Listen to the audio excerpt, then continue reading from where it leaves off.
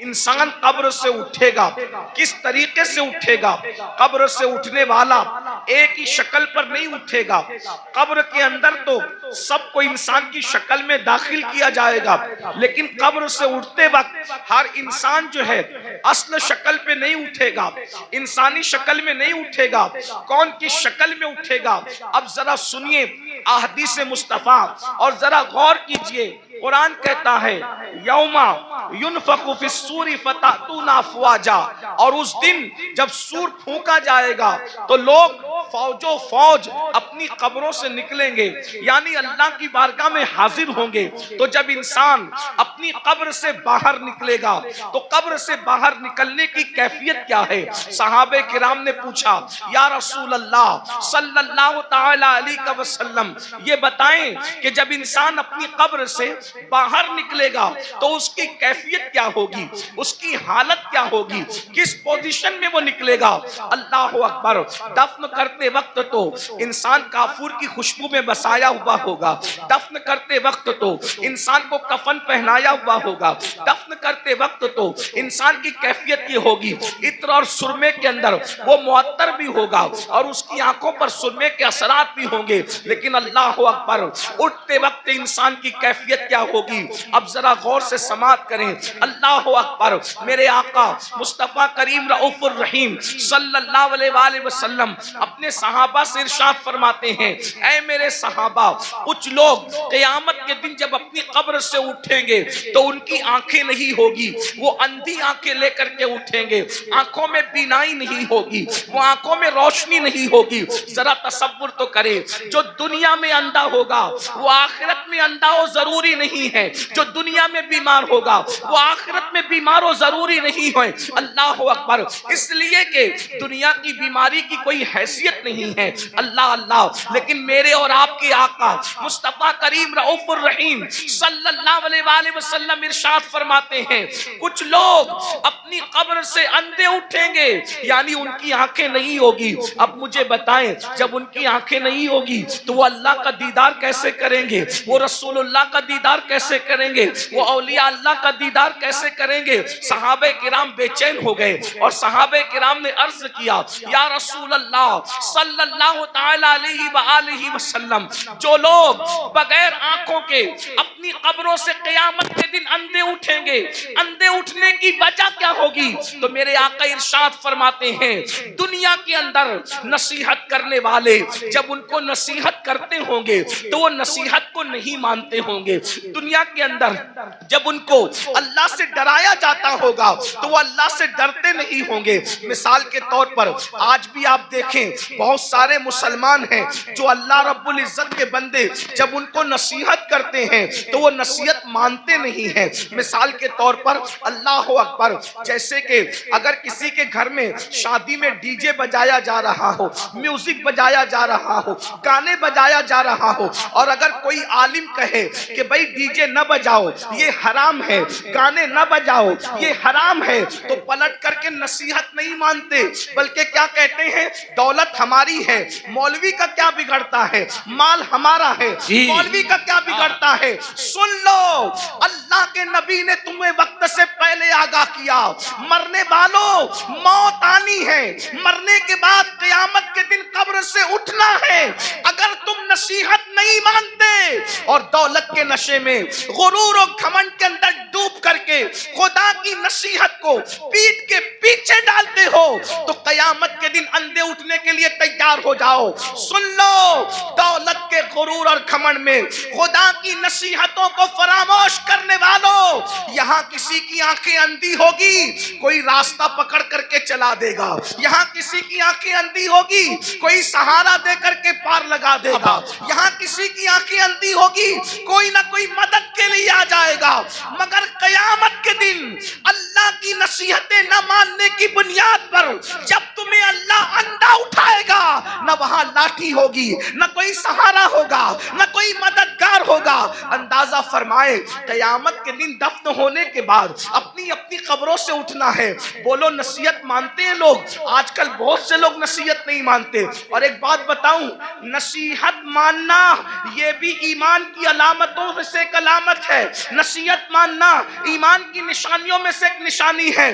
قرآن کہتا ہے وَذَكِّرْ فَإِنَّ الذِّكْرَى تَنفَعُ الْمُؤْمِنِينَ، کہ نصیحت کرو، کہ نصیحت مومنین کو فائدہ دیتی ہے۔ پتا چلا جو نصیحت قبول کرتے ہیں وہ مومن لوگ ہیں، اور جو نصیحت قبول نہیں کرتے وہ اپنے بارے میں خود سوچیں کہ وہ کیا ہیں۔ اس لیے نصیحت قبول کرو۔ آج نصیحت قبول نہیں کی جاتی۔ اگر کسی مسلمان کو کہو بھائی چہرے سے داڑھی منڈانا یہ یہودیوں کا طریقہ ہے، چہرے سے داڑھی منڈانا یہ مشرکین کا طریقہ ہے، چہرے سے داڑھی منڈانا یہ اللہ رسول کے دشمنوں کا طریقہ ہے، تو آج کا مسلمان کہتا ہے ارے مولانا اگر میں داڑھی رکھوں گا تو کیسا لگوں گا، میری بیوی پتہ نہیں اجازت دے گی کہ نہیں دے گی۔ میں پوچھنا چاہتا ہوں میرے بھائی، بیوی سے پیار ضرور کرو لیکن بیوی شریک حیات ہے، شریک ممات نہیں ہے۔ جیسے ہی روح کا رشتہ جسم سے ٹوٹ جائے گا یہ بیوی قبر میں نہیں آئے گی، اللہ اکبر، لیکن خدا کے عذاب میں گرفتار کر دیے جاؤ گے۔ تو پہلی چیز اللہ کے سچے رسول صادق و مصدوق مصطفیٰ کریم رؤوف الرحیم صلی اللہ علیہ وآلہ وسلم فرماتے ہیں جو نصیحت نہیں مانتے، جو حق کو قبول نہیں کرتے، وہ قیامت کے دن اندھے اٹھائے جائیں گے۔ یہاں ایک بات کا اور اضافہ کر دوں، بہت سی چیزوں میں نصیحت کی جاتی ہے، حرام کام نہ کرو، بدعات نہ کرو، خرافات نہ کرو، جرائم نہ کرو، گناہ نہ کرو، بد مذہب گستاخ رسول سے دوستی نہ کرو، ان سے رشتہ داری نہ کرو، بہت سی چیزیں کہی جاتی ہیں، لیکن ہماری قوم نصیحت ماننے کے لیے تیار نہیں ہے۔ پھر میرے آقا مصطفیٰ جان رحمت صلی اللہ علیہ وآلہ وسلم ارشاد فرماتے ہیں دوسرا گروہ جب قبر سے نکلے گا تو ان کی کیفیت کیا ہوگی؟ آقا ارشاد فرماتے ہیں جب دوسرا گروپ، چونکہ قرآن کہتا ہے فَتَأْتُونَ أَفْوَاجًا، فوج نکلیں گے لوگ، یعنی قبروں سے گروہ در گروہ نکلیں گے۔ تو پہلے گروپ کا ذکر آپ نے سن لیا، اب دوسرے گروپ کا ذکر سنیں۔ جو دوسرا گروپ قبروں سے نکلے گا ان کی کیفیت کیا ہوگی؟ دوسرے گروپ کی کیفیت یہ ہوگی، میرے اور تمہارے آقا سچے رسول صادق و مصدوق مصطفیٰ جان رحمت صلی اللہ علیہ وآلہ وسلم فرماتے ہیں لوگ قبروں سے نکلیں گے تو ایسے نکلیں گے جیسے ان پر کسی نے جادو کر دیا ہو۔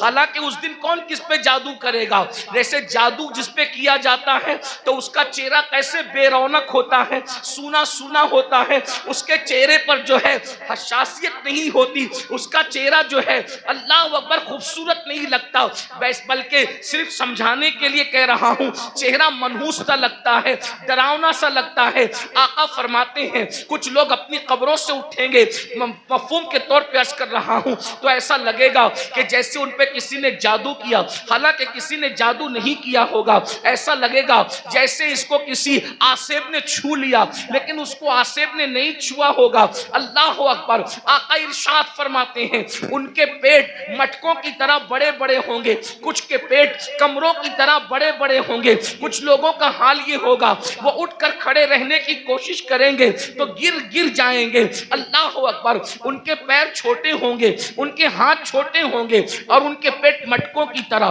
اور کمروں کی طرح بڑے بڑے ہوں گے۔ وہ چلنا چاہیں گے تو گر جائیں گے۔ اللہ اکبر۔ صحابہ کرام نے عرض کیا یا رسول اللہ صلی اللہ علیہ وآلہ وسلم وہ کون لوگ ہوں گے جن کی حالت یہ ہوگی؟ ایسا لگے گا کہ وہ نشے میں ہے، مگر وہ نشے میں نہیں ہوں گے۔ ایسا لگے گا وہ جادو کیے ہوئے ہیں، حالانکہ ان پہ جادو نہیں ہوگا۔ ایسا لگے گا کہ وہ آسیب زدہ ہیں، حالانکہ وہ آسیب हालत में नहीं होंगे, उनके पेट कमरों की तरह, उनमें सांप और बिच्छू होंगे। साहबे किराम ने पूछा तो आका फरमाते हैं जिन लोगों ने दुनिया में सूद खाया होगा, जिन लोगों ने दुनिया में सूद के धंधे किए होंगे, वो इस हालत में उठेंगे कि वो चल नहीं सकेंगे। अल्लाह अकबर, वो चल नहीं सकेंगे। उनकी कैफियत ये होगी जैसे जानवरों को हाँक करके जंगल में चरवाहा लेकर के जाता है, वैसे जलील करके फरिश्ते उनको जानवरों की तरह हाँकते हुए मैदान महशर में लाएंगे। अल्लाह अकबर, जरा तसव्वुर तो करो, जरा गौर तो करो, उस दिन की जिल्लत क्या जिल्लत होगी, उस दिन की रुसवाई क्या रुसवाई होगी। आज इजी मनी के चक्कर में, शॉर्ट टाइम के अंदर तरक्की करने के चक्कर में इंसान ना हलाल देख रहा है ना हराम देख रहा है। मेरी कौम के जवानों, दौलत तो नचनियों को भी मिल जाती है, दौलत तो जिस्म बेचने वालों को भी मिल जाती है, दौलत तो चोरी करने वालों को भी मिल जाती है। अरे दौलत ही सब कुछ नहीं है, दौलत एक दिन खत्म होने वाली है, दुनिया एक दिन खत्म होने वाली है। यहां से लेकर क्या जाओगे? अरे हलाल कमाया हुआ जब साथ नहीं ले जाओगे तो हराम कमाया हुआ क्या साथ लेकर के जाओगे? जरा सोचो तो सही, जरा तसव्वुर तो करो। ये कोई मुकर्रिर नहीं कह रहा है, ये कोई जलसे का नाजिम नहीं कह रहा है, ये कोई मामूली इंसान नहीं कह रहा है, ये तुम्हारे और मेरे नबी फरमा रहे हैं। अल्लाह अकबर। लोग, सूदखोर लोग अपनी कब्रों से ऐसे उठेंगे जैसे वो नशे में है, हालांकि वो नशे में नहीं होंगे, जैसे वो पागल है, हालांकि वो पागल नहीं होंगे, जैसे वो आसिफ ज़दा हैं, वो आसिफ ज़दा नहीं होंगे। जरा सोचिए आज किस तरीके से अल्लाह अकबर सूद को प्रमोट किया जा रहा है, ब्याज को प्रमोट किया जा रहा है। याद रखिए, शायद इसी दौर के लिए कहा गया था जो सूद से बचने की कोशिश करेंगे, सूद का गर्दो गुबार उन तक पहुंच करके रहेगा, सूद का गर्दो गुबार उन तक पहुंच करके रहेगा। आज ऐसा तो नहीं कि हम उसी दौर में जिंदगी गुजार रहे हैं। अल्लाह अकबर। सूद लेन देन मुस्लिम आबादियों में इतना बढ़ चुका है कि लोगों को ख्याल ही नहीं रहता कि हम हराम कमा रहे हैं। एक बात मुझे याद आई, आगे बढ़ने से पहले इस हदीस को मैं आगे बढ़ाऊं उससे पहले बीच में एक रिवायत याद आई। मेरे भाइयों जरा सोचो, जरा गौर करो। आपने अब तक ये सुना होगा, आपने अब तक ये सुना होगा जब कोई बंदा हज के लिए जाए और सफर हज में मर जाए। अल्लाह अकबर। सफर हज में मरने वाले की शान क्या है? सफर हज में मरने वाले की शान क्या है? नंबर एक, जो हज करता है वो गुनाहों से ऐसे पाक हो जाता है जैसे अभी माँ के पेट से पैदा हुआ। हज करने वाले के सारे गुनाह बख्श दिए जाते हैं। हत्ता के हाजी की शान ये है कि हाजी 700 ऐसे लोगों की बख्शिश करवाएगा जिन पर जहन्नम वाजिब हो चुका होगा। हाजी की शान ये है। अल्लाह अकबर। लेकिन कोई हाजी बने तो सही, हाजी सब कहलाते हैं। हाजी है कितने? जो वाकई हाजी होगा वो 700 लोगों की बख्शिश कराएगा। हाजी का टाइटल पाना आसान है, हाजी बन जाना आसान नहीं है। अल्लाह अकबर। सुनो सुनो, गौर से सुनो, अल्लाह के बंदो तवज्जो से सुनो। अल्लाह अकबर। हज करने वाले की मगफिरत हो जाती है, हज करने वाले की बख्शिश हो जाती है। हज करने वाला 700 लोगों की शफाअत करेगा, वो शफी बनेगा, उसकी शफाअत कबूल की जाएगी। अल्लाह अकबर। और अगर कोई खुशनसीब सफर हज में मर जाए, सफर हज में मर जाए तो जब तक दुनिया कायम रहेगी, जब तक चांद सूरज निकलते रहेंगे, जब तक अरफात के मैदान में हज होता रहेगा, जो सफर हज में मर गया कयामत तक हर साल अल्लाह उसको हज करने का सवाब अता फरमाएगा। एक रिवायत में आया है उसका हम शक्ल एक फरिश्ता पैदा किया जाएगा जो कयामत तक उसके लिए हज करता रहेगा। बोलो सफर हज में मरने की फजीलत क्या है? मगर अब सुनिए, दिल के कानों से सुनिए, जरा गौर से सुनिए। अल्लाह अकबर। एक काफिला सफर कर रहा था, सफर करते करते जब वो आगे बढ़ा हज के सफर में तो उन्होंने क्या देखा, एक बंदे का इंतकाल हो गया। और जब उसका इंतकाल हो गया सोचा हाजी है, हाजी साहब का इंतकाल हो गया। अभी काबे तक पहुंचे भी नहीं थे कि हाजी साहब का इंतकाल हो गया। हाजी साहब का इंतकाल انتقال ہوا تو ان کے چہرے پہ کپڑا ڈھانک دیا گیا. جب کپڑا ڈھانک دیا گیا تھوڑی دیر کے بعد لوگوں نے سوچا چلو غسل دے دو, چلو کفن پہنا دو تاکہ ہم ان کو دفن کر سکیں. جیسے ہی غسل دینے کے لیے چہرے سے کپڑا ہٹایا تو کیا دیکھتے ہیں کہ حاجی صاحب کا چہرہ گدھے کی طرح ہو گیا, گدھے کی شکل اختیار کر گیا. اللہ اکبر. پورے قافلے میں کوہرام مچ گیا, پورا قافلہ بے چین ہو گیا. ارے سفر حج میں مرنا تو بڑی سعادت کی بات ہے, لیکن سب رونے لگے, سب بے چین ہونے لگے, دعا کرنے لگے اور دعا کرتے تھے یا اللہ تو کسی پہ ظلم تو نہیں کرتا, سفر حج میں مرنے والا اس کا چہرہ گدھے کی طرح ہو گیا. اللہ اکبر. تو کسی کی آنکھ لگی تو خواب میں ارشاد فرمایا گیا تم اس کے گدھے کی طرح چہرہ ہونے پر افسوس اور تعجب کرتے ہو, یہ نہیں پوچھتے کہ اس کا چہرہ سفر حج میں بھی آخر گدھے کی طرح کیوں ہو گیا. جب پوچھا گیا تو بتایا گیا یہ سود کے پیسے سے حج پہ آیا تھا اور یہ سود کا کاروبار کرتا تھا, اس لیے بطور عبرت اس کی شکل کو گدھے کی طرح کر دی گئی. میرے پیارے آقا علیہ الصلوۃ والتسلیم کے پیارے دیوانوں, دنیا دنیا دنیا کی محبت, دنیا کا مال, قرآن کہتا ہے الہاکم التکاثر حتی زرتم المقابر, ہلاک کر دیا تم کو مال کی محبت نے یہاں تک کہ تم قبروں کے گھروں تک پہنچ گئے. مال کی محبت سے نکلو.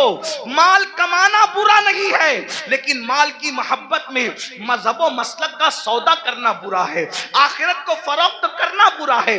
یاد رکھیے یہ دنیا ہے. ایک بات میں آپ سے کہتا ہوں, آپ بہت اچھے سے سن رہے ہیں, 99% لوگ اچھے سے سن رہے ہیں, 1% لوگ اگر گڑبڑ کر رہے ہیں یہ میں ان کے ایمان اور عقیدے پہ چھوڑتا ہوں, کیونکہ کچھ لوگ ایسے ہوتے ہیں جو اپنے وجود کے ہونے کی گواہی میں چلم چاٹ کرتے ہیں, انہیں کرنے دیجئے. میری توجہ 1% لوگوں کی طرف نہیں, میری توجہ ان 99% خوش نصیبوں کی طرف ہے جو اپنی آخرت کو بہتر بنانے کے لیے یہاں بیٹھے ہیں, جو اللہ کی رضا کے لیے یہاں بیٹھے ہیں. 1% لوگوں میں چاہے زمین پہ بیٹھے لوگ ہوں چاہے منبر پہ بیٹھے لوگ ہوں, جو گڑبڑ کرے ان کو کرنے دیجئے. آپ سنیے, اب اس 1% میں سے بھی 50% اس میں سے بھی ادھر آ گئے ہیں اور ماشاءاللہ سب سن رہے ہیں. آدھا % اس میں سے اب لوگ اگر کچھ ہیں ان کو کرنے دے وہ جو کر رہے ہیں, لیکن غور سے سنیے. ایک بات آپ سے کہتا ہوں, ہم جھوٹ بول کے مال کما لیں, ہم سود کے ذریعے مال کما لیں, ہم چوری کے ذریعے مال کما لیں, کسی ذریعے مال کما لیں, تھوڑا ذرا غور کیجئے. اگر ہم پیور حلال کے ذریعے بھی مال کمائیں تو مجھے بتائیے مال کس سے وفا کرتا ہے؟ جو ہم سے وفا کرے گا. ایک بات یاد رکھنا, مال ضرور کماؤ مگر مال کے چکر میں اللہ کو مت بھولو. یہی تو فرعونیت ہے. دیکھو مالدار فرعون بھی ہے, مالدار عثمان غنی بھی ہے, مالدار نمرود بھی ہے, مالدار سلیمان علیہ السلام بھی ہے, مالدار جو ہے وہ قارون بھی ہے اور مالدار ذوالقرنین بھی ہے. لیکن فرق کیا ہے؟ دونوں مالداروں کی مذمت نہیں ہے. سیدنا عثمان غنی کو مال کے بدلے میں جنت بیچی گئی ہے. اگر مال برا ہوتا تو عثمان غنی کی بھی برائی کی جاتی معاذ اللہ مال کی بنیاد پر, لیکن کوئی عثمان غنی کی برائی نہیں کرتا. اللہ اکبر. قارون کی برائی ہوتی ہے, عثمان کی برائی نہیں ہوتی. وجہ مال نے قارون کو اللہ کا باغی بنا دیا اور مال نے عثمان غنی کو جنتی بنا دیا. مال برا نہیں ہے, مال کا استعمال برا ہے. حکومت ملی نمرود بگڑ گیا, حکومت ملی سلیمان علیہ السلام کو حکومت نے نہیں بگاڑا, بلکہ جب بھی نعمت ملتی ہے تو سلیمان علیہ السلام کہتے ہیں کہ سبحان ربی العالی. نمرود کہتا ہے انا ربکم العالی اور سلیمان کہتے ہیں سبحان ربی العالی. مال برا نہیں ہے, مال کے چکر میں اللہ کو بھول جانا برا ہے. اب آپ سے پوچھتا ہوں کتنے مالدار ہیں ہم؟ تھوڑا غور, منبر والے خاموشی اختیار کریں, ذرا خاموشی اختیار کریں.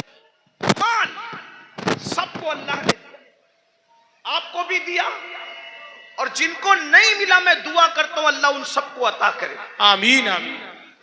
لیکن سنو, مال آپ نے کما لیا, بہت مال مل گیا, مال ملنے کے بعد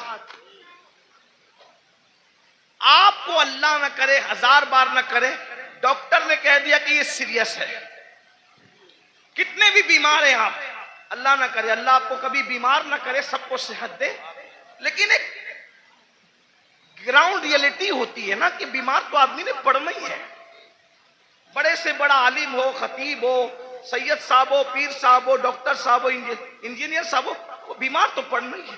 ڈاکٹر نے کہا یہ سیریس ہیں، ان کا معاملہ جو ہے تھوڑا سا نازک ہے، آپ مجھے بتائیں آپ نے 5 کروڑ 10 کروڑ 20 کروڑ کا بنگلہ بنایا، لیکن جیسے ہی ڈاکٹر نے کہا سیریس ہے، بولو کہ آپ بنگلے میں رہیں گے؟ تھوڑا تصور کیجیے، دیکھیں جلسے جو ہے دینی جلسے وہ بھیڑ اکٹھا کرنے کے لیے نہیں ہوتے، بھیڑ آتی ہم اس لیے خوش ہوتے ہیں کہ جتنے زیادہ لوگ تک پیغام پہنچے گا اتنا زیادہ فائدہ ہے، لیکن بھیڑ اکٹھا کرنے کے لیے سیاسی جلسے ہوتے ہیں، مذہبی نہیں ہوتے، اتنا یاد رکھیں۔ ہم 22,000 پر خوش ہونے والے لوگ نہیں ہیں، ہمیں تو 72 وفادار چاہیے۔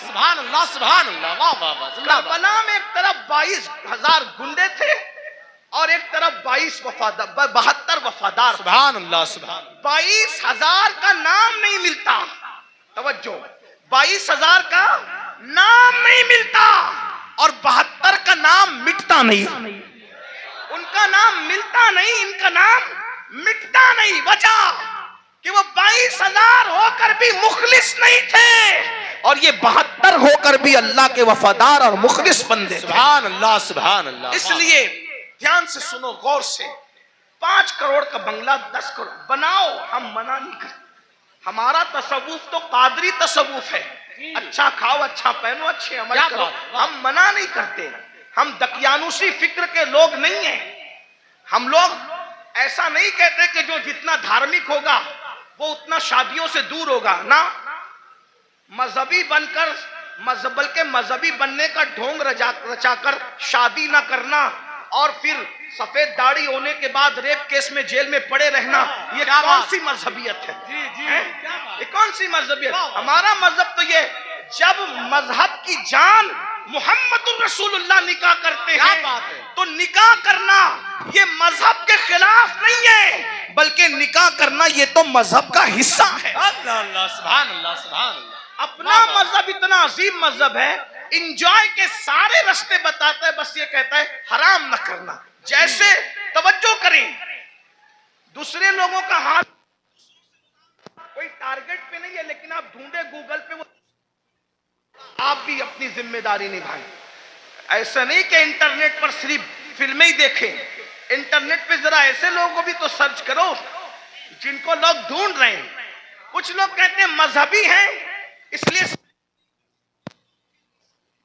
میں نے وہ کہا وہ کسی کا فرسودہ مذہب ہوگا جس میں سیر نہیں کر سکتے، میرا مذہب کہتا ہے سیروا فی الارض، زمین کی سیر کرو، بلکہ سیر بھی ہمارے یہاں سنت ہے۔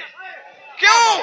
اس لیے کہ جب ہمارا نبی سیر کرتا ہے، توجہ، ہمارا نبی سیر کرتا ہے، اور کیسی سیر؟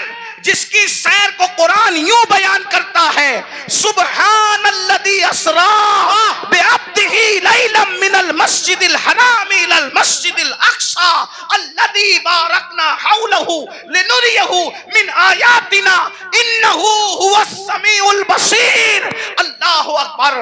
جب نبی نے سیر کی ہے تو امتی سیر کیوں نہ کرے؟ لیکن سیر بتا دی گئی، جی، جب سیر کرنے جاؤ تو پاپ نہ کرو۔ کیا بات، واہ واہ واہ واہ، بہت اچھا حضرت۔ سیر کرنے جاؤ تو شراب نہ پیو، سبحان اللہ۔ سیر کرنے جاؤ تو عورتوں پر پاپ کی نظریں نہ ڈالو۔ ہم بھی سیر کرتے ہیں، رسول اللہ نے بھی سیر کی، جب حضور پہنچے مسجد اقصی تو اللہ نے ان کی مہمانی کی، ماشاءاللہ۔ حضور کے سامنے 2 چیزیں آئیں، الگ الگ روایت ہے، موقع کی مناسبت سے 2 چیزیں پڑھ رہا ہوں، 3 کا بھی ذکر ہے۔ حضور کے سامنے 2 چیزیں، شراب بھی رکھا گیا، دودھ بھی رکھا گیا، توجہ، جی، سیر ہے، سیر میں اللہ کی طرف سے بطور امتحان شراب بھی رکھا گیا، دودھ بھی رکھا گیا، دونوں میں سے جو چاہو پیو، اس لیے کہ آدمی جب سیر کے لیے نکلتا ہے تو اپنی موج میں ہوتا ہے. آدمی جب حضور کے لیے نہیں کہہ رہا ہوں, میں جنرل بات کر رہا ہوں, سیر کے لیے نکلتا ہے اپنی کیفیت میں ہوتا ہے, سیر کے لیے نکلتا ہے اپنے انداز میں ہوتا ہے. سیر میں اچھے اچھوں کو پہچان سکتے ہو کہ کون کتنا متقی ہے. عام سفر میں پہچان میں آ جاتے ہیں تو سیر میں تو اور پہچان میں آتے ہیں. جب حضور کے سامنے رکھا گیا دودھ اور شراب, حضور نے شراب نہیں پیا, حضور نے دودھ پیا. حضور نے دودھ پیا. جبریل نے کہا حضور آپ نے اچھا کیا, شراب نہیں پیا. اگر شراب پی لیتے تو آپ کی پوری امت گمراہ ہو جاتی. اس سیر میں نبی نے شراب نہیں پیا, دودھ پیا. بتا دیا میرے امتیوں, ہم سیر کے لیے نکلے, شراب چھوڑ کر دودھ پیا. تم بھی نکلنا, شراب کو ہاتھ مت لگانا, دودھ پیو تو جائز ہے, شراب پینے کی اجازت نہیں ہے. حضور نے نعرہ تکبیر, نعرہ رسالت, مسلک اعلی حضرت جامعہ عربیہ مدینۃ العلوم, جشن دستار بندی. واہ واہ واہ سبحان. سیر کرنے کے لیے گوا جاؤ, منع نہیں ہے. سمندر دیکھنا, دائیں بائیں نہیں دیکھنا. یہ بھی ہمارے نبی کی سیر میں. حضور جا رہے تھے مسجد اقصی, حضور جا رہے تھے مسجد اقصی. ایک نے کہا میری طرف دیکھیں. میں بطور مفہوم پیش کر رہا ہوں, علماء جان رہے میں کہاں سے پڑھ رہا ہوں. میری طرف دیکھیں, حضور نے نہیں دیکھا. دوسرے نے کہا میری طرف دیکھیں, حضور نے نہیں دیکھا. تیسرے نے کہا میری طرف دیکھیں, نہیں دیکھا. حضور سیر تو کر رہے ہیں مگر ساتھ وہ نگاہ جس کے بارے میں میرے امام کہتے ہیں, نیچی آنکھوں کی شرم و حیا پہ درود, اونچی بینی کی رفت پہ لاکھوں سلام. اللہ اکبر. تعلیم امت کے لیے سیر بھی ہو رہی ہے, نظر نہیں بھٹک رہی ہے, نظر اپنے مقصد پہ لگی ہوئی ہے. جب مسجد اقصی پہنچے تو جبریل نے کہا یا رسول اللہ آپ نے اچھا کیا, آپ نے اس بڈھی کو نہیں دیکھا, اس بڑھیا کو نہیں دیکھا. وہ بڑھیا جانتی پن سور کے آئی تھی, کون تھی آپ نے نہیں دیکھا نا اس بڈھی کو. حضور نے میں نہیں دیکھا. اب وہ کون تھی, کون تھی, وہ دنیا تھی. دنیا دنیا بڈھی ہو گئی ہے, پن سور کر آئی ہے بڈھی, آپ نے نہیں دیکھا. اگر آپ اس کی طرف متوجہ ہوتے, اگر آپ اس کی طرف متوجہ ہوتے تو آپ کی امت دنیا دار ہو جاتی. پھر کسی نے کہا میری طرف دیکھیں, وہ یہودیوں کا دائی تھا, اگر آپ اس کی طرف دیکھتے آپ کی امت یہودی ہو جاتی. وہ عیسائیوں کا دائی تھا, جس نے متوجہ کیا, آپ اس کی طرف متوجہ ہوتے آپ کی امت عیسائی ہو جاتی. وہ مجوسیوں کا دائی تھا, آپ اس کی طرف متوجہ ہوتے آپ کی امت آتش پرست ہو جاتی. لیکن آپ نے کسی کی طرف نہیں دیکھا. تو بھائیو, ہمارے مذہب میں سیر کرنا منع نہیں ہے, بلکہ سیر کے درمیان جو حرام کام کرتے ہو وہ منع ہے. گانے سنتے ہو وہ منع ہے, حرام کام کرتے ہو وہ منع ہے. اسلام کہتا ہے انجوائے کرو, حرام کام مت. میں بار بار اس پہ کہہ چکا ہوں, عثمان غنی مالدار ہیں, اپنے مال کی بنیاد پہ 2 بار جنت خریدی, اور حضرت عثمان نے ایسی جنت خریدی کہ اللہ کے رسول نے یہاں تک کہہ دیا آج کے بعد عثمان کچھ بھی کر لے وہ جنت ہی میں داخل ہوگا. اللہ اللہ سبحان اللہ سبحان. یہ مال کی برکت ہے. تو مال اگر مسجد میں دو سبحان اللہ, مدرسے میں دو سبحان اللہ, ماں باپ پہ خرچ کرو سبحان اللہ, بھائی بہنوں پہ خرچ کرو سبحان اللہ, غریب یتیم مسکینوں پہ خرچ کرو سبحان اللہ. لیکن اگر مال کی وجہ سے اللہ کو بھول جاؤ, فرعونی سوچ ہو, نمرودی سوچ ہو, قارونی سوچ ہو. اب تھوڑا غور کرو, میں جو کہہ رہا تھا ماحول بن چکا, تھوڑا سن, اچھا ماحول بن گیا, تھوڑا سننے کا ماحول بن گیا. ہاں, ایک تقریر کے بعد ہمارے بھائی حضرت علامہ زاہد حسین صاحب کہہ رہے تھے کہ تیرا ہی حوصلہ ہے کہ اتنی چیخ چلاٹ میں تو بولتا ہے. میں نے کہا میں کیا بولوں, اس لیے کہ میں تو ایک ہی کے لیے بولتا ہوں. مجمع سینکڑوں کا ہو, ہزاروں کا ہو, اور شکر کے طور پہ لاکھوں کے مجمع میں بھی میں نے بولا ہے, بولتا ہوں, لیکن بولتا ہوں ایک ہی کے لیے, بس ایک ہی کے لیے.